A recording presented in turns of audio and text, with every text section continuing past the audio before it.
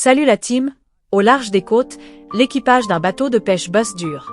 Après que le capitaine balance une bouteille en plastique dans l'eau, les hommes sont horrifiés d'entendre un rugissement. Soudain, quelque chose commence à bouger et à crier dans le filet de pêche. Une créature terrifiante émerge du tas de poissons et le capitaine ouvre le feu à Londres. Barclay est réveillé par la vibration de son téléphone. Sauf que ce n'est pas son téléphone habituel. Il doit courir jusqu'à la commode pour attraper son téléphone pro. Il bosse pour la force d'intervention de renseignement des Nations Unies, aussi connue sous le nom de Unity. Après avoir vu le message, Barclay se précipite pour réveiller son fils Kirby et lui explique qu'il a été appelé pour une urgence au travail. Du coup, il va devoir rester chez sa mère un moment. La sergente Anne vient chercher Barclay et n'est pas ravie d'apprendre qu'il veut d'abord déposer son fils. Pendant le trajet, Kirby se demande pourquoi son père connaît une militaire. Alors Barclay invente une excuse sur la sécurité au travail, parce que Kirby ne sait pas quel est son vrai boulot. Son ex-femme, Barbara, accueille son fils avec joie, mais elle est furieuse contre Barclay, parce que son travail perturbe toujours la vie des gens. Quand il retourne à la voiture, Anna l'informe que sa mission est de remplacer l'agent Roger, actuellement sur une autre affaire. Ils arrivent à un aéroport privé et embarquent dans un avion où le général Austin partage l'itinéraire. Les détails de la mission sont sur leur tablette, mais peu importe combien de fois Barclay essaie de les ouvrir, le système refuse l'accès. Pensant qu'il a tapé le mauvais mot de passe, Pip a pitié de lui et lui montre une vidéo d'une créature étrange attaquant la personne derrière la caméra. Au bord de la panique, Barclay explique à Pip qu'il a remplacé Roger une fois en 2020, quand il a dû partir précipitamment parce que sa femme avait accouché prématurément. Il a juste eu à répondre au téléphone de Roger, qui n'a jamais sonné. Depuis, Barclay est dans le système comme son remplaçant. Sauf qu'il est juste un employé administratif, pas un agent. Pip réalise qu'elle a montré la vidéo à quelqu'un sans autorisation et arrête immédiatement de lui parler. L'avion dépose le groupe sur une île où un hélicoptère les récupère et les emmène vers une crique cachée. Là-bas, une équipe de soldats de l'Unity a déjà monté le camp et prépare leurs armes. Bientôt, le groupe arrive à un bâtiment en périphérie du village et Austin explique que les habitants ne voulaient pas qu'ils soient trop près de leur maison. Quand ils entrent, tout le monde passe par la décontamination avant de rencontrer le colonel, qui leur présente le monstre tué par le pêcheur. Ils l'ont accroché au mur dans l'espoir de se faire de l'argent avec comme attraction. L'Uni a vu les posts en ligne et a déclaré que c'était un canular avant de voler jusqu'ici pour prendre le contrôle de la situation. Austin le surnomme Homo Aqua. Mais une scientifique le corrige en disant que son nom scientifique est Homo Spondilo. Elle a trouvé une perle à la base du cou de la créature, correspondant à tous les Homo Spondilo que l'Uni a trouvés par le passé. Cependant, ils ne comprennent toujours pas le but de la perle. Austin fait remettre la perle en place par la scientifique et théorise que les créatures reçoivent la perle à la naissance. Il envoie aussi tout le monde enquêter. Avant de sortir, Barclay regarde l'Homo Spondilo et fait le signe de croix. Au sommet de la falaise, le groupe rejoint les soldats et Austin se demande ce qu'un Homo Spondilo fait dans une zone peu profonde. Le colonel lui rappelle l'avalanche sous-marine de 2020 qui a coupé les câbles de communication et accuse ces créatures. Alors ils utilisent une machine pour envoyer une impulsion de traduction de signalisation si aiguë qu'elle fait trembler Barclay. Maintenant ils doivent attendre une réponse. Cette nuit-là, ils demandent s'il peut passer un appel, mais Anna explique qu'ils ne peuvent pas encore utiliser leur téléphone. Barbara a envoyé plusieurs messages concernant des problèmes avec l'école de Kirby et elle lui reproche de se soucier plus du travail. Pendant ce temps, Pip et une autre soldate sont de garde de nuit pour le corps de l'Homo Spondilo. Pendant qu'ils discutent, ils font quelques pas et remarquent que le sol est couvert de boue. Au début, ils pensent que c'est juste une fuite, mais soudain la soldate commence à s'enfoncer et ils réalisent que tout le sol s'est transformé en boue. Pip s'approche autant que possible pour essayer de l'aider, mais elle n'arrive pas à attraper sa main et lui aussi commence à s'enfoncer. Finalement son corps est totalement submergé et elle se noie. Quand l'eau atteint la taille de Pip, il appelle à l'aide par radio. Cependant, les soldats n'entendent que des parasites. Bientôt, une main effrayante agrippe l'épaule de Pip pour le noyer aussi. Puis, un Homo Spondilo saute du trou et emporte le corps de la créature morte. À ce moment-là, une alarme se déclenche et l'équipe court vers le bâtiment pour le trouver vide. Le sol est redevenu normal, mais Barclay voit un morceau de métal coincé dedans. Il tire jusqu'à ce qu'une chaise entière sorte. Austin essaie d'appeler Pip et l'autre soldate, mais la réponse n'est que parasite. Il continue d'essayer jusqu'à entendre sa propre voix venant du sol. Tout le monde se met à creuser jusqu'à voir une main. Barclay est secoué par la vue d'un corps mort, alors il sort prendre l'air. Quand Austin vérifie comment il va, il avoue enfin qu'il est juste un employé. Cependant, Austin est OK avec ça, parce que les règles disent qu'en temps d'impact historique, politique ou culturel, un civil doit être avec l'équipe militaire comme témoin. Anna admet qu'elle est frustrée parce qu'il lui a fallu des années pour obtenir des missions importantes comme celle-ci, mais Barclay l'a eu par erreur. Elle partage aussi que les Homo spondylus étaient sur Terre avant les humains, qui sont apparus pendant que les créatures hibernaient sous terre. La planète a fini par se reformer et les sceller. En fait, l'Uni a été créée pour gérer ce genre d'événements surnaturels. Anna se demande si les Homo spondylus attaquent parce qu'ils veulent récupérer la planète. Leur conversation est interrompue quand un soldat annonce qu'une créature a été vue sur la côte. Tout le monde court vers le lieu et Barclay reçoit une caméra pour tout filmer. Austin fait baisser les armes à tout le monde pendant qu'un Homo spondylus sort de l'eau et crie vers eux. Utilisant le traducteur, Austin offre un accueil chaleureux et demande une rencontre diplomatique. Quand la créature fait remarquer que les humains ont tué son espèce, Austin répond que les Homo spondylus ont aussi tué des humains. Alors il veut que tout le monde abandonne la violence et commence une amitié. La créature est d'accord, mais aussi en désaccord et le traducteur n'arrive pas à capter le sens complet de la phrase. Soudain, d'autres Homo spondylus émergent de l'eau et les soldats paniquent. Mais Austin répète qu'ils sont venus en paix jusqu'à ce que le leader accepte. Ensuite, il demande au leader de répéter la phrase précédente et la traduction dit « Nous parlons au monde entier maintenant ». Soudain, chaque humain reçoit une alerte d'urgence sur son téléphone, annonçant une incursion majeure dans le monde entier. Les gens sont choqués de voir les Homo spondylus émerger des mers en grand nombre. Alors que les vidéos deviennent virales, les reporters passent chaque heure à couvrir cette nouvelle.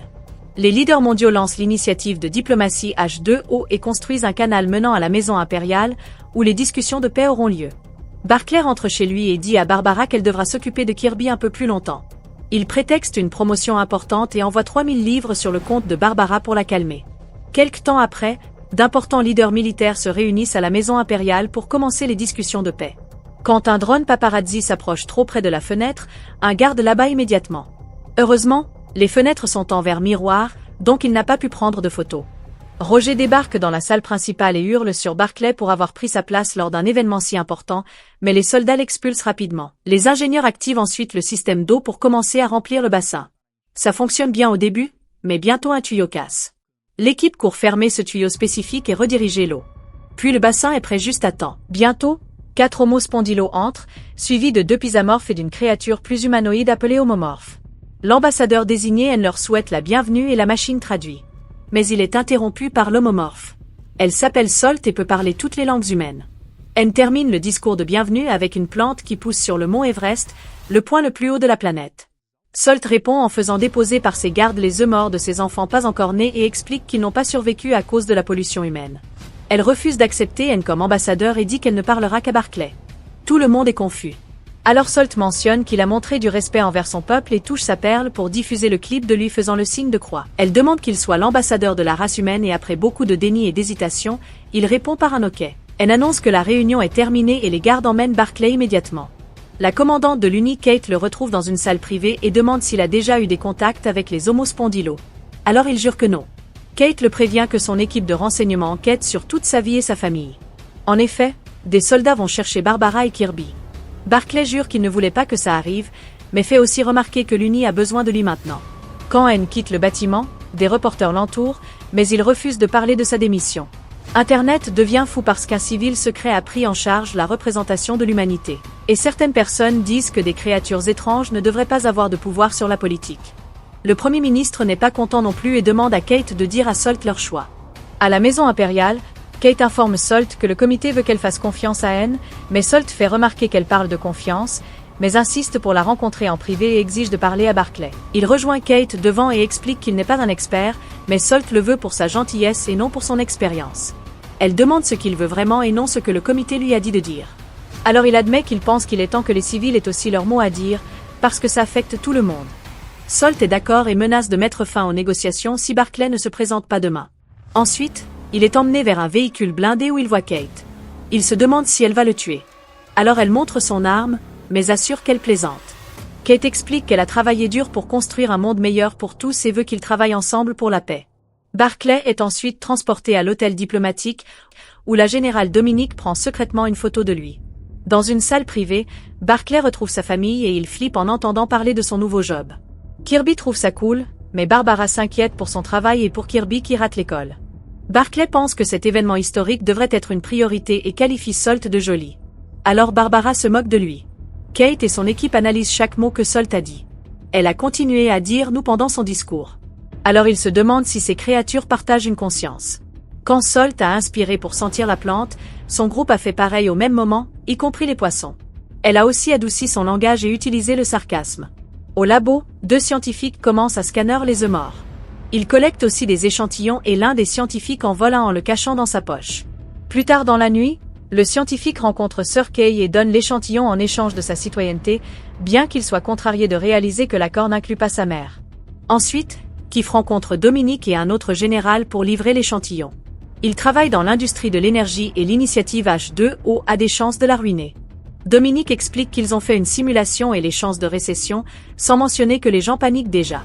La priorité du président américain est de protéger la stabilité de l'économie et celle de KIF est de protéger ses entreprises. Kate a peut-être beaucoup d'influence sur le Premier ministre, mais K assure à ses amis qu'au final le Premier ministre l'écoutera, parce qu'il est le plus gros donateur. Cette nuit-là, Kate reçoit un message l'avertissant que les médias ont découvert l'identité de Barclay. Le lendemain matin, des reporters l'attendent devant l'hôtel et il a besoin de soldats supplémentaires pour sa protection. Kate demande à son équipe d'enquêter et il découvre rapidement que Dominique a fait fuiter la photo. Pour calmer la presse, Kate accepte d'autoriser 50 reporters dans la salle, mais sans diffusion en direct. Quand la réunion commence, les gardes informent Dominique qu'elle est bannie et l'expulsent. Barclay tremble pendant que Kate et Austin donnent autant de conseils qu'ils peuvent en quelques minutes seulement. Le bassin est re-rempli et Salt revient avec ses gardes. Barclay dit bonjour. Alors Kate lui rappelle de lire le discours qu'ils ont préparé pour lui. Il s'excuse pour ce qui est arrivé aux œufs et Salt demande s'il est père. Après qu'il dit oui, elle accepte les excuses. Ensuite, Salt demande un verre d'eau de la rivière et refuse de parler à nouveau jusqu'à ce qu'elle l'obtienne. Les soldats courent vers la rivière et rapportent un verre plein d'eau très marron. Salt demande à Barclay de boire et Kate lui dit immédiatement de ne pas le faire, car ça pourrait le tuer. Son équipe écrit un message pour lui faire dire que le gouvernement est conscient de la crise de pollution et travaille dessus. Cependant, Salt l'interrompt et dit qu'elle veut ses vraies paroles et non du vide politique. Kate insiste pour qu'il suive le script, mais Barclay enlève son oreillette. Il admet que la société est stupide et que la planète est au bord de la destruction. Il fait un discours en colère sur les humains qui suivent leur routine, pensant que ce n'est pas leur problème et pas leur faute. Les enfants savent et il veut commencer à les écouter aujourd'hui. Salt dit que Barclay est son humain préféré, ce qui le fait rire. Cependant, Austin et Anne sont impressionnés. Après la réunion, beaucoup de civils encouragent Barclay devant l'hôtel. Il dit à sa famille qu'il se sent incroyable et ils sont fiers de lui. Puis il admet à Kirby qu'il aurait aimé les écouter avant. À la télé, les reporters continuent de parler de lui et le qualifient de passionné. Barbara pose des questions sur Salt et Barclay réalise qu'elle est jalouse. Pendant ce temps, Austin dit à Kate que le comité H2U a créé de nouveaux modèles pour les réglementations environnementales. Il l'informe aussi que le gouvernement français exige que Dominique soit autorisé dans la salle. Kate fait remarquer qu'ils ont des preuves de sa trahison, mais malheureusement Dominique a trop d'influence et ils n'ont pas le choix. L'équipe étudie maintenant les réseaux de mycélium, qui sont des fils fongiques reliant des plantes spécifiques. Ils croient que c'est ce que les Homo spondylos pourraient utiliser pour communiquer avec la perle comme point de connexion. Cette nuit-là, Barclay regarde des photos confidentielles montrant comment les villes des Homo spondylos étaient avant que les humains prennent le contrôle. Kirby l'interrompt parce qu'il n'arrive pas à dormir et admet qu'il s'inquiète pour sa sécurité. Barclay assure que tout ira bien et rappelle qu'ils seront transférés dans une planque demain. Le lendemain matin, des reporters entourent Barclay à nouveau et il arrive à peine à les éviter. Une nouvelle réunion commence et il informe que le gouvernement promet une réduction de 50% de la contamination d'ici 2065. Salt veut savoir pourquoi ça prendra si longtemps. Alors il explique qu'il faudra du temps pour rassembler les ressources afin de s'attaquer au problème. Salt dit que 40 ans c'est inacceptable et Barclay fait remarquer qu'ils ont attendu des millions d'années. Alors 40 de plus ce n'est pas beaucoup. Ça irrite Salt, qui commence à lister toutes les façons dont la contamination a blessé son peuple. Barclay devient nerveux et s'excuse. Salt le croit, mais c'est que les leaders mondiaux ne sont pas sincères. Quand il essaie de la convaincre que le plus grand souhait de l'humanité est de réparer les choses, Salt répond qu'elle va le lui accorder. Soudain, le ciel s'assombrit et le tonnerre gronde, faisant penser aux gens qu'une tempête arrive, mais en fait ce n'est pas de l'eau. Du plastique tombe du ciel en quantités horribles partout dans le monde. Les gens dans les rues paniquent et courent trouver un abri pendant que Barbara demande au chauffeur de les sortir de là. L'équipe de Kate détecte que le plastique sort des mers et des rivières. Pendant que tous les leaders sont évacués, Kate demande à Salt d'arrêter ça. Cependant, Salt dit qu'il nettoie le désordre de l'humanité.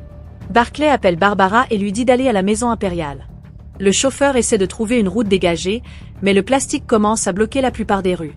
Soudain, un objet énorme tombe sur le capot de la voiture, détruisant le moteur et blessant le chauffeur.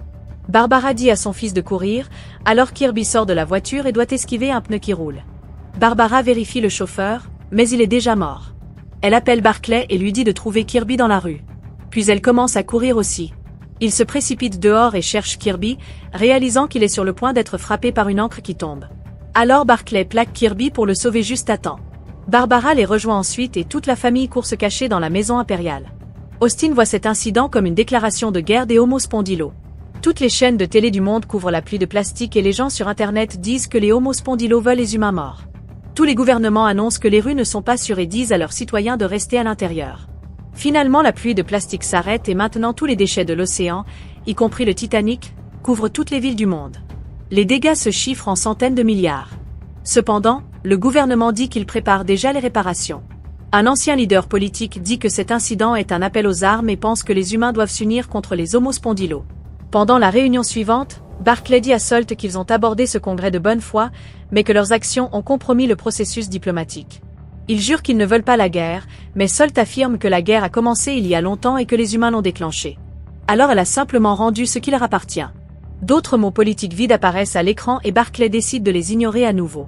Il admet que les Homo Spondylus sont plus intelligents que les humains et comprend leurs préoccupations. Mais maintenant les gens sont blessés et effrayés et quand les humains ont peur ils font des choses terribles. Kate le force à lire à nouveau. Alors il dit que les Nations Unies exigent un accord de paix pour la durée de ces pourparlers. Salt accepte avec 3 conditions. 1. La pollution des océans et voies navigables cessera immédiatement. 2. Une désignation formelle des frontières, ce qui signifie que les Homo Spondylus veulent la totalité de tous les océans et voies navigables. Les gens ne seraient pas autorisés à voyager en bateau parce qu'ils ont évolué pour être sur Terre. Elle mentionne aussi le ciel et interdit les avions, disant que l'air au-dessus de l'océan fait aussi partie de l'océan. Les leaders dans le public commencent à flipper et expliquent que le monde moderne dépend des importations, y compris la nourriture. Cependant, Salt refuse d'écouter quiconque d'autre que Barclay et crie de s'arrêter. Soudain, son corps se transforme en corps masculin avec une voix masculine. Barclay s'excuse et dit à tout le monde de s'asseoir et de se taire. Pendant que Salt revient à son corps précédent, il explique que les gens sont effrayés et craignent ce qu'ils ne comprennent pas, mais n'ont pas l'intention d'offenser. Alors Salt demande la 3e condition en touchant sa perle pour faire apparaître la carte sur chaque écran. Un point au milieu de l'océan est marqué et Barclay réalise qu'elle veut que le reste des réunions soit sous l'eau. Salt veut qu'ils prouvent leur engagement envers la paix et l'égalité, en les rencontrant dans leur monde. L'équipe de Kate étudie le point et découvre que c'est la fosse des Mariannes, l'une des voies navigables les plus profondes de la planète. Elle fait 25 000 pieds et 5 miles de profondeur. Des sous-marins ont implosé à moins de la moitié de ça. Kate demande à Barclay de ne pas répondre, mais il dit à Salt qu'il accepte toutes ses demandes, concluant ainsi les 2 premiers épisodes de The War Between the Land and the Sea, série de science-fiction et suspense de 2025. Et je t'attends dans la prochaine vidéo. C'était Histoire de film, merci, à plus.